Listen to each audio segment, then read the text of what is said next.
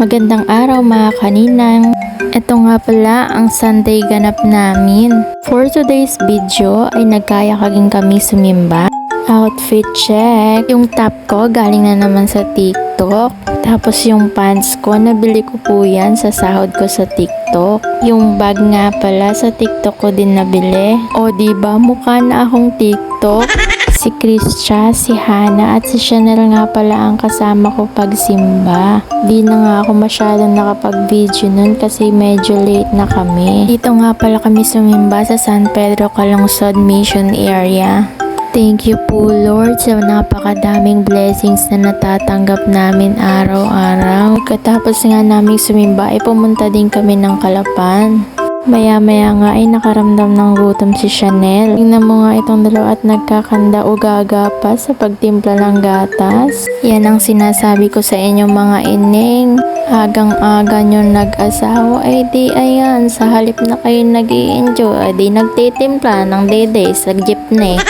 At alam nyo naman ang mga bata, pagka dede, alam nyo na ang sunod. Dito din pala kami unang pupunta, kagaya ni Lola Gets kahapon. Dahil hindi nga kami nag-umagaan, ay kumain muna kami sa Jollibee. Alam naman kasi natin na ito ang mga gusto ng bata at saka mga isip bata. Kasi palagi dito, bida ang saya. Jollibee, baka naman. Anyways, una nga palang dumating yung order nila. Tapos yung sa akin, pinakuha ko na lang kay Sai dahil sa sobrang sakit ng puson ko.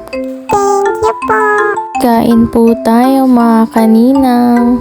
Thank you Lord sa pagkain. At syempre habang kumakain, hindi pwedeng mawala ang maritesan. Ako lang ba kaninang yung adik na isaw-saw yung fries dun sa ice cream? Dahil super sarap naman ang combination nito. Habang nag-voice over nga ako, ay parang natatakam na ulit ako. Tingnan mo naman ito si Chanel at talagang siya pa ang kumapit dito sa batang lalaki. Tinititigan niya nga ito ng maigi para makilatis kung bagay ba sa kanya. Aba naman ineng, ay sa ganda ng lahi ay wag gayon. Yung maghahabol ng lalaki ay wag naman. Ay sayang anta to. Ito naman si Kristia ay mag-outfit check daw. Nagmukha tuloy siyang nakatak-in na yaya. Fast forward, pumunta pala kami ng Unitap kasi maglalaro daw si Chanel. 20 pala yung minahid ni Hana, good for 30 minutes. Pag wala ka nga palang medyas ay hindi ka makakapasok dito. Ito lang mga kaninang yung mapapakita ko sa inyo kasi naman hindi pwede kaming pumasok sa loob. Kaya naman naglakad-lakad muna kami habang iniintay naming matapos yung oras nila. Umiikot lang kami niyan pero ang totoo talaga antok na ako niyan. Maya-maya nga po ay nakita ko na ito si Ate Vivian. Sumunod kasi siya sa amin. Sa pag-iikot nga po namin ay nakita ko itong mga halaman. Una nga pong pumasok sa isip ko ay si Lola Gets. Siguro pag napanood niya itong video na to, baka pag pumunta kami ng Calapan, sabihin sa akin, samahan ko siya pumunta ng Unitap. O diba, kung titingnan mo yung mga halaman, parang tunay na tunay talaga. Pagkatapos ko namang maisip si Lola Gets, ay itong anak ko naman ang naisip ko. Kaso nga lang, feeling ko magagalit ang mami at daddy niya pag ito ang pinasalubong ko sa kanya. Kaya nga naghanap muna akong iba at ito naman ang nakita ko.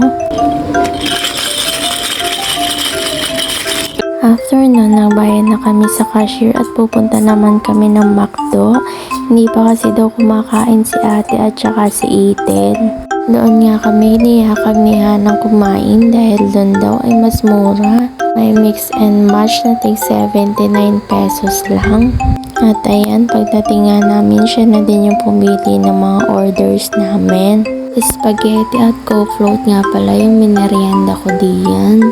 Na 79 pesos lang. Budget meal talaga pag naka-mix and match. Kain po tayo mga kaninang. Thank you po sa pagkain. Nang makatapos na nga po kami, pumunta naman kami sa may New City para mag-grocery si ate. Eto naman si Hana, hinahanap yung halaga niya. Kaso nga lang kahit yung monitor walang maipakita. Ito nga ang binili ko kay Jasper dahil lagi niyang kinakain yung kamay niya. Maya nga ay nakakita kami ng isang kaibigan. Shoutout nga pala kay Patrick.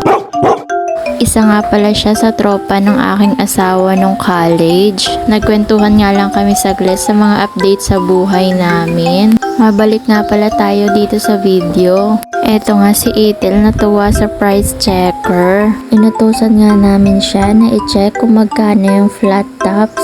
Tapos pagbalik niya, sabi niya 100S daw yung price.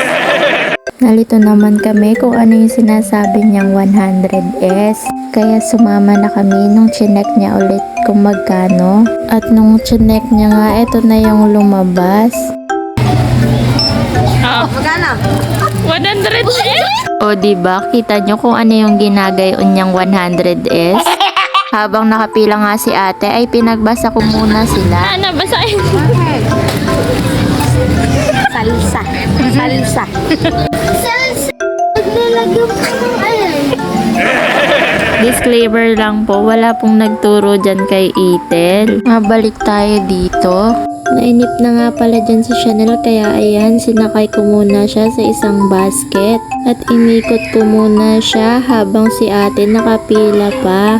Habang nag-iikot nga kami ay eto nakita namin si Jessa. Dito nga pala siya nagtratrabaho sa City Mart. Hi!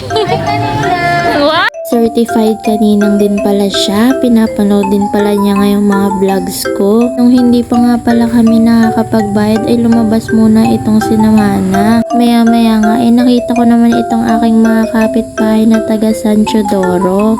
Shout out nga pala kay Ate Gles at Ate Beb pati na kay Sabina at Baste. Ito namang si ate at saka si Ethel dali-dali naghahanap ng CR at alam nyo na ang gagawin nilang mag-ina. Magbabawas muna ng sama ng loob.